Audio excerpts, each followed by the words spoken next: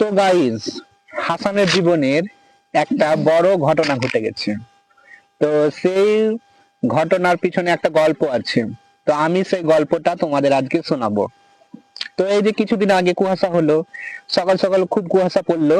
তো সেই কুয়াশা 3 দিন না 4 দিন এরকম ছিল। তো একদিন হাসান তার ছোট ছোট ভাতিজিকে আর ভাতিজাকে নিয়ে স্কুলে যাচ্ছিল।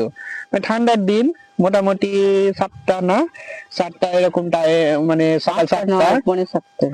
এরকম টাইম যাচ্ছে রাস্তা দিয়ে। তো ওই তো গায়ের চাদর ইউজ করে, তখন ওই মুখ হাত ঢেকে এখানে এখানে করে গোলুমলু হয়ে রাস্তা দিয়ে যাচ্ছে। তো এবার ওই স্কুলে রাখতে যাচ্ছে ওর ভাতিজার ভাতিজিকে।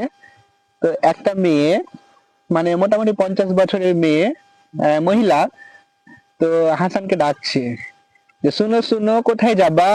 তুমি কার বেটা বউ? তুমি কার বেটা বহু? হাসানকে জিজ্ঞেস করছে। তখন হাসান বলেছে আমি উম্মুকের। অমুকের বেটা। তুমি বেটা ছেলে? কি বলবো গাইজ, আই এম টু অবাক। কথা শুনেই অবাক।